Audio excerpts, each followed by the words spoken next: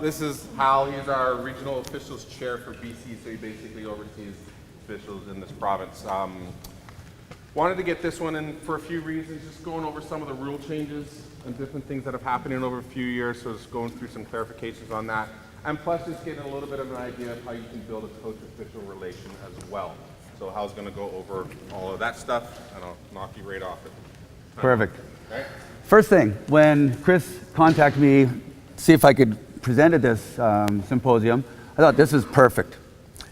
I've been regional officials chair. This is my third year. I've been officiating for about 25 years. For a lot of that time, there's been a kind of a them and us mentality. We're on two different teams. That's really bothered me because I don't see myself as that. I coach as well. I administer in other capacities. And when Chris Densmore took over as the executive director of Volleyball BC, one of the things he said to me was, we need to kind of work together as a team. And he's really worked towards that. And having me here speaking to this group is another step towards that. As referees, my job, I know Ryan and some of the other coaches, when I referee, I use a camouflage whistle because I want to blend in. I don't want to be making this a bad experience for the athletes. So blending in for me doesn't mean not blowing the whistle. It means blowing the whistle at the proper times and for the right things. And I think all the referees that we have really want to do a good job. But just like your athletes, referees need to learn and grow and develop as well. So I'm going to talk about a few different things. Some of the rules that typically cause a bit more issues than others. Then I'm going to talk about some of the coach-referee interactions and how we can make it better and some of the issues and concerns. And then kind of finish off with some recruitment. And then at the end, a little bit of question and answer if there's anything specific rules or whatever. Okay? So some of the rules that Chris and I talked about, serve receive. For 16 and U, that one's been a bit of a sticking point, is what is an illegal serve reception? You cannot set the ball for 16U. Okay? Everybody kind of knows the setting action. You can, the beach dig, pancake, whatever, double fist, that is fine. It's the actual setting of the volleyball. Okay? Net rules. That changed a few years ago, but there's still a little bit of confusion. Bottom line, Cole's note version is contacting the top of the net, the white tape, in the action of playing the ball. Okay, so if I'm the left side player and I go to block and the ball gets set in the middle and I hit the top of the tape, that's not a fault because I'm not playing the ball. Okay, again, any other part of the net is not a contact. If I'm the setter, I pull the net down for my hitter to attack, well, that'd be a net fault. But for the most part, it's just contacting the tape in the action of playing the ball. Quick sub. A lot of coaches that have been doing this for a long time, sub, and they're signaling. Well, that doesn't indicate that we're doing a sub. The sub now is when the player enters the sub zone, which is between the attack line and the net, that's when the referee is going to blow the whistle. So you can yell sub and swing your arms around as much as you want. An experienced referee, because sometimes we get inexperienced referees, they're going to blow the whistle because they hear that. But pretty much, as soon as that player steps into the sub zone, that's when we're going to blow the whistle and administer the sub. Yes? So that works well when you have a down official? Mm-hmm. Yep. A lot of our tournaments, we only have an up official and usually an inexperienced ref. Yep. So don't call sub and just... What I would suggest is send your player into the zone. And again, if they're having trouble recognizing that the player is there, then yeah, you want to let them know and catch their attention. So if there are issues that way, right? Multiple subs. You need to have both players going up at the same time. Okay? So typically if I have two subs come into a game, I'm going to keep one player just outside that attack line area so that the scorekeepers know who is subbing for who, and then bring the player in, the second player or the third player or whatever, and then do each sub individually. So then we don't have mistakes on the score sheet, and then we have real issues, right? So again, that player coming off, have them stand back if they're the second sub as well. Just again, so there's clarity, because again, quite often we're going to get some players scorekeeping, perhaps parents that maybe don't have a great deal of experience. So again, just to kind of lessen the chance of errors, right? Make sure the players are ready. And that means they can't be running up, taking off their tracksuits. Okay? That's not a player that's ready. Now, the only exception with that is I know some teams have 7 kids. That 7th kid is on the line. So I'm hoping, and I know I would be, and most experienced referees are going to be reasonable and allow that player to come in and sub and give them a bit more of a break. But if that player's in the warm-up zone or sitting on the bench and they're running up trying to take off gear as they go, I'm probably going to say, no, you're not ready to play. Okay? So they need to be ready to go into the game. Screen. Yeah, it's a goofy call. It's not goofy because it's in the rule book and, geez, nobody calls it.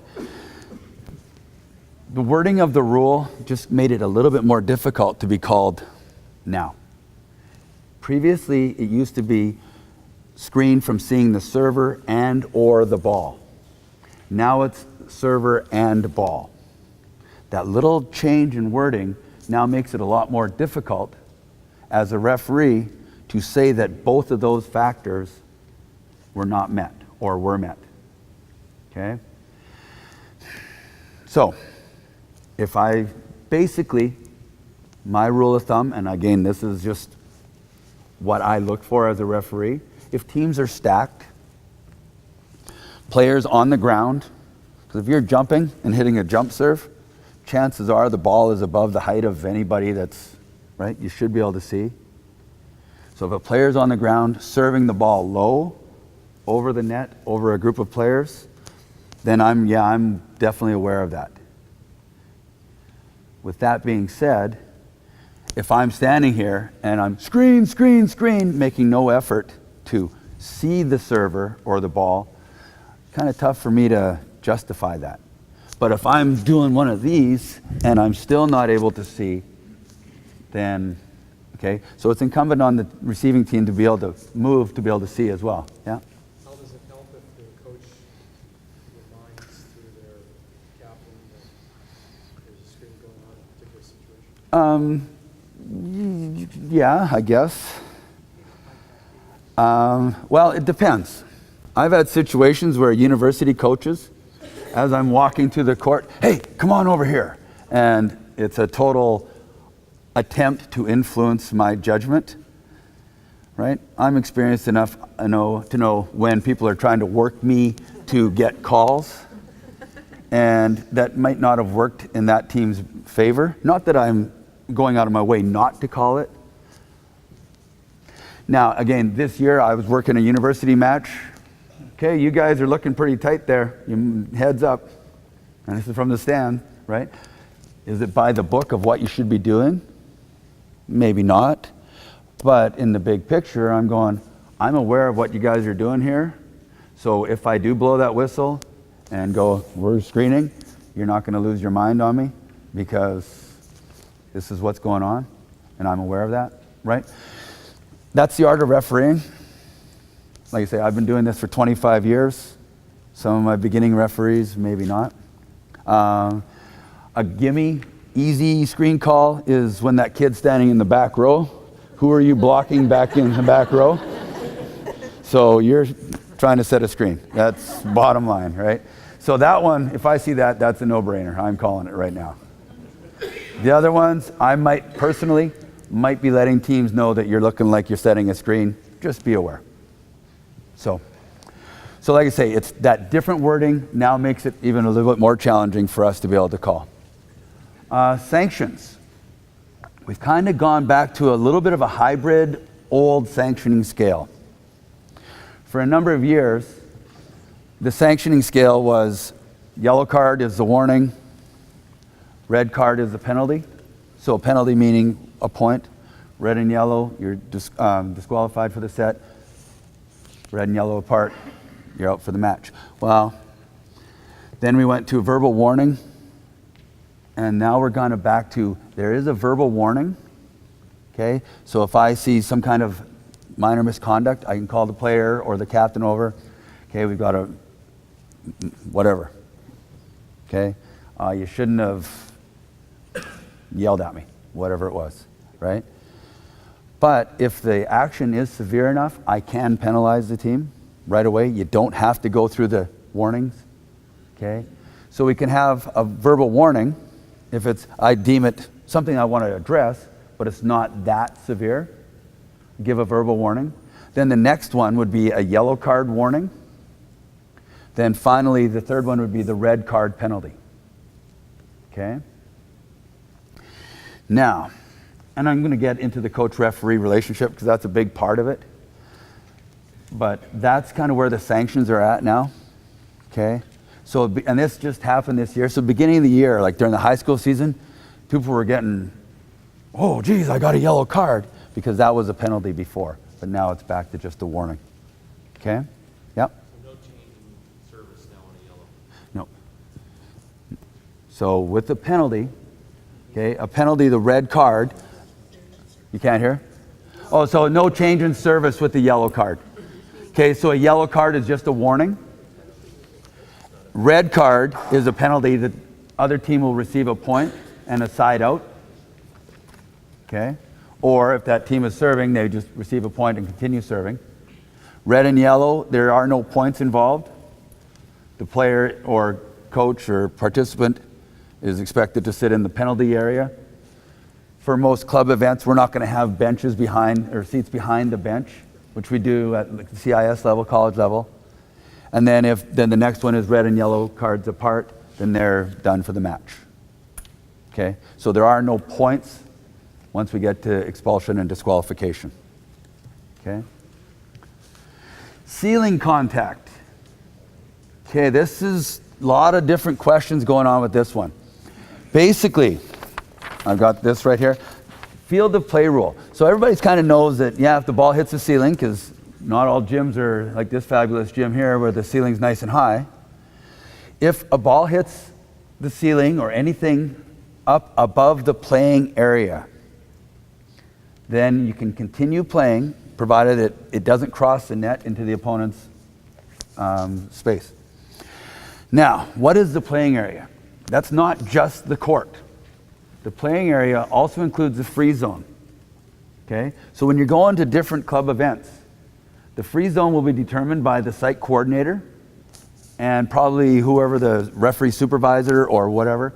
So pretty much what I'd like to say is free zone is up to like the wall or up to the bleachers. You're not allowed to go into the bleachers. Like if it hits above the bleachers, then that would be out.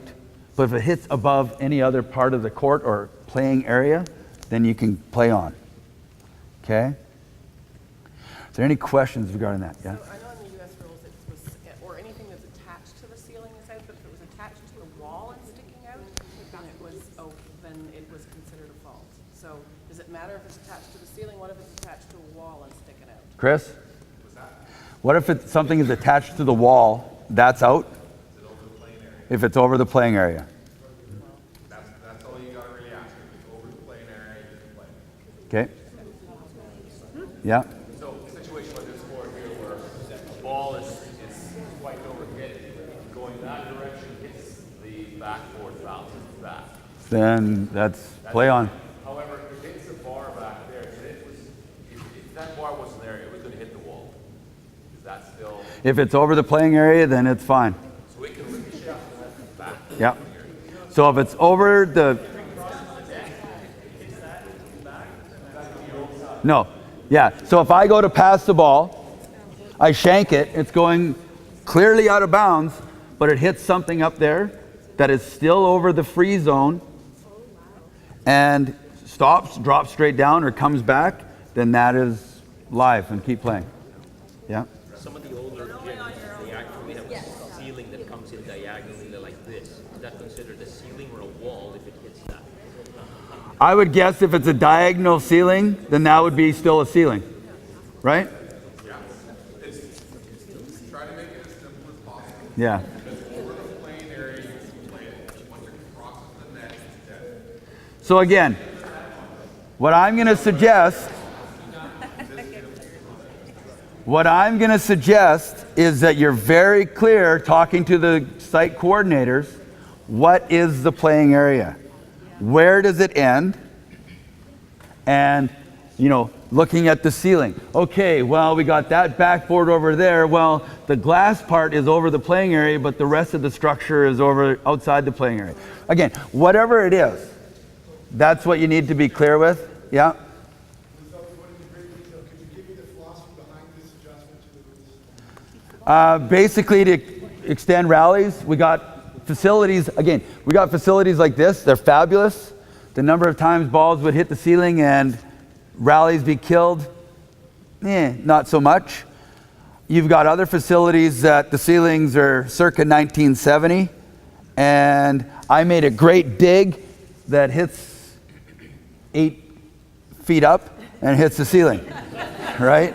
So that's the philosophy, is that we want to extend rallies and keep people playing. Is there a time limit? Because we played a game once where it basically hit up into one of those things. You couldn't see see-through. It was up there for no lie about 10 seconds. It fell down. The other team came by and hit it, and they got a point. And we're like, well, where'd the ball go? Right? And the ref's like, that's a true point. Basically, as long as the ball's still moving, if it stops up there, and it's a reserve, right?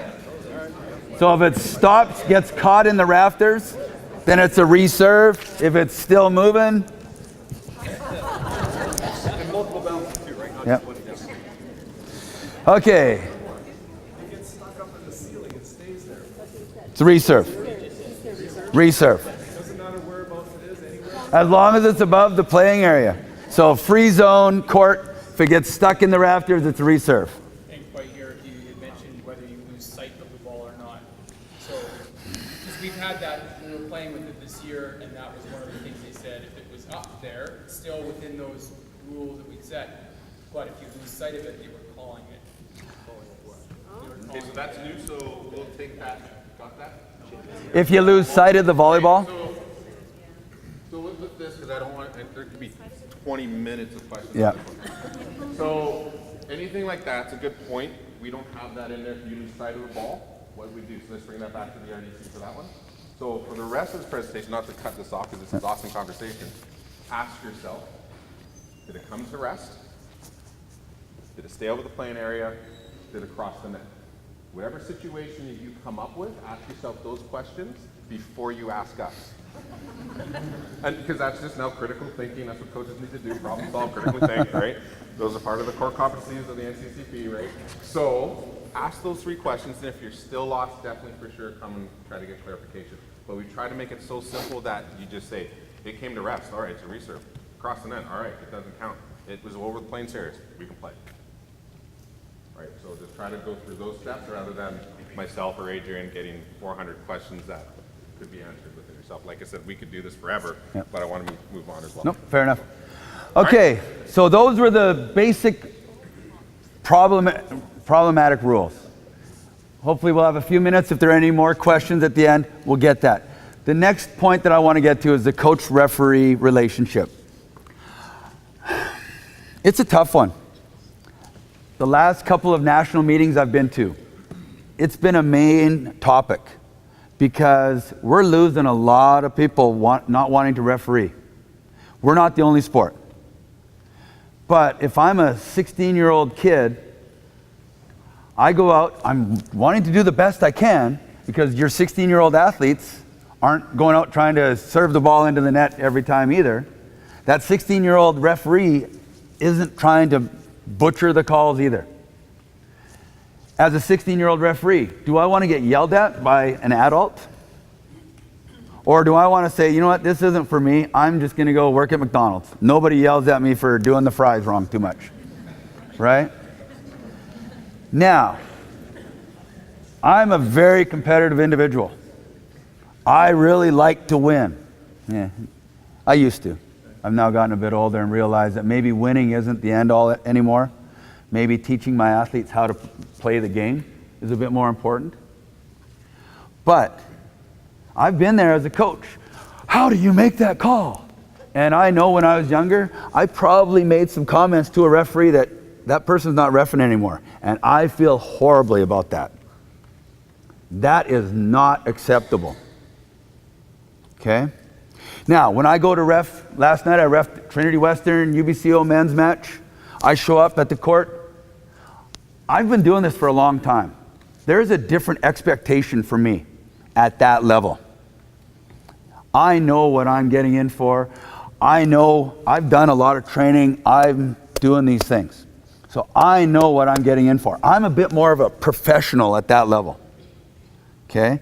No, we don't really have professional referees in Canada, but I'm as close as I'm going to get at that level.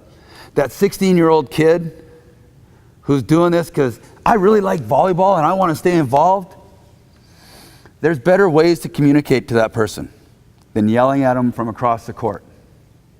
Okay? Yeah, you might not agree with the decision. There are appropriate ways to do things. I'm going to send my captain over. What is the rule interpretation? Okay, you may disagree, whatever. That happens. Now at the end of the match, going over when I'm shaking their hands and teeing off on them on the court in front of everybody, probably not going to do a lot of good for that referee. Waiting till you come over, still probably not a good thing. Now, maybe a couple days later, communicating with them if you run into them, if you have that option or opportunity. Or, you know what? The last few years, we've really worked hard to develop a referee supervisor program where we get people that have experience to go and mentor our younger referees. Okay? So maybe communicate, hey, do you know what? This referee did a great job with this and this and this, but not so good here. And let's work together. And again, I go back to what I started with. Chris Densmore has been fabulous to work with because he gets it, that it's not us and them. My job as a referee, I love it when I walk off the court and I haven't impacted the match in a negative way. That, wow, I get goosebumps when I am able to do that. I know when I make bad decisions. I know when I make a bad call. It happens, right? And the thing is, I get it, in the heat of the battle, coaches, participants, players, they're going to respond and react. Oh! Okay? Now, you know what? For the most part, I'm going to be okay with that original because that's emotion. And you know what? The sport would be pretty darn boring if we didn't have emotion in it. But what I have a problem with is that and then, what are you looking at, referee? Right? Because that now becomes personal. That now takes it to the next level that I have to deal with. Now again, I've been doing this for a long time. I give a lot of warnings. I don't give a lot of cards. Because I don't have to. Because, not that I don't make mistakes, not a chance there, but because, you know what? I'm going to deal with situations right away. Some of my younger, more inexperienced referees, they feel bad. Because they go, geez, you know what? I already made a bad call. I don't want to punish that coach or player because... And then all of a sudden, 5 instances of inappropriate behavior later, you know what? Okay, finally I'm going to give the verbal warning. And then another 5 instances later, I finally give that yellow card. Another 5 instances later, here's the red card. So that's now 15 inappropriate behaviors before the coach or team has been penalized, a point. Again, because these young, inexperienced referees are feeling guilty. I now feel guilty when if I've gotten to 15 times I'm yelling at a referee, I'm not doing a very good job as a coach. Okay? So again, I understand that there is emotion involved, but there are better ways to deal with it.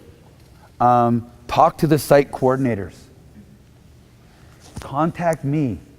Contact Tamara Rosalind. She's been hired by Volleyball BC to communicate with the Referees Commission, right? So if you have concerns, we want to know that.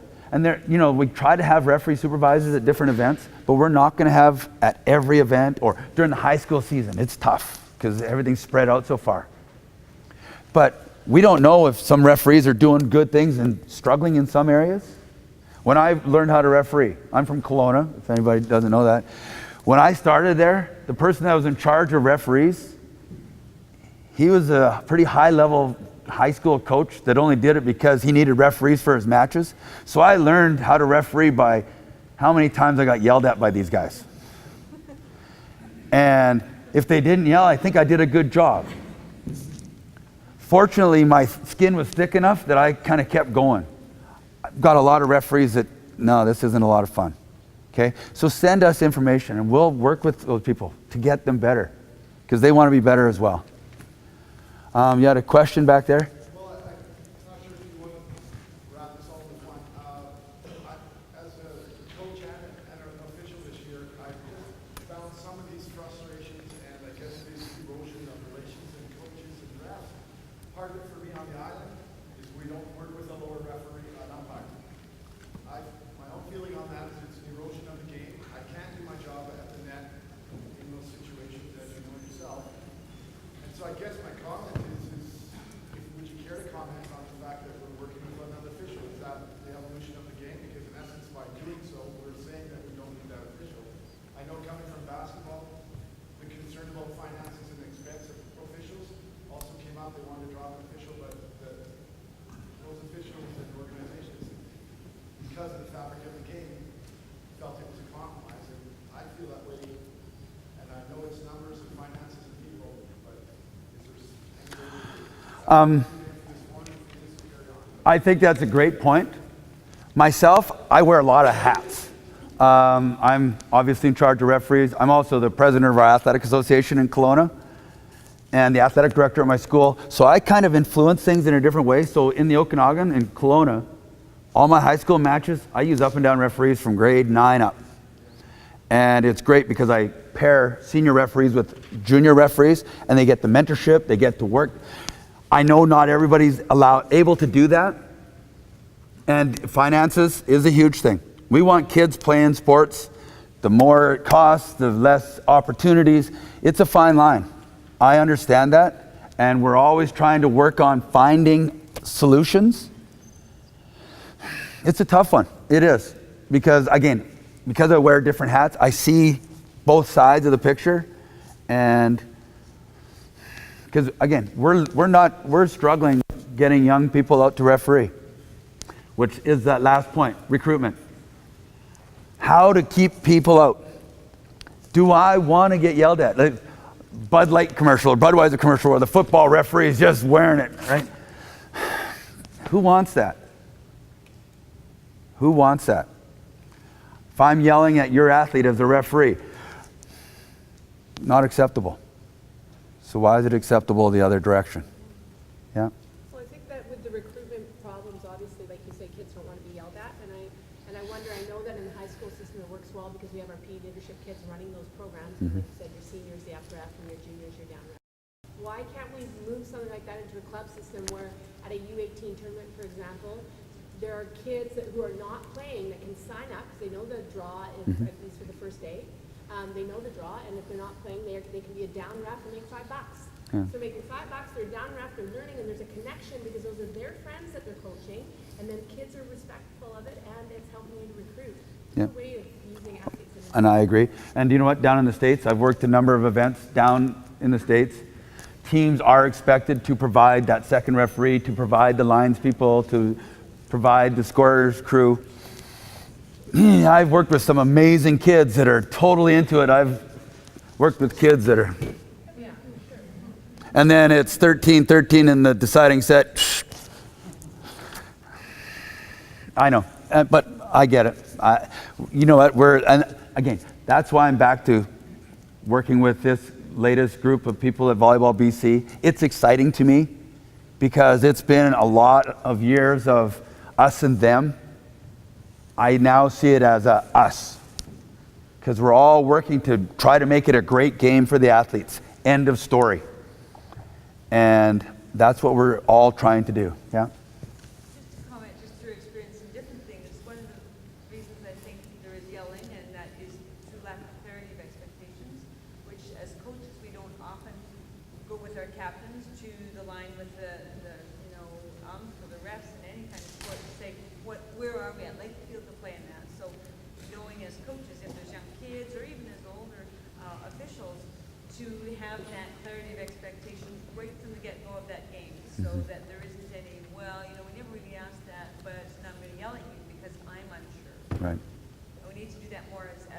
And communication, right?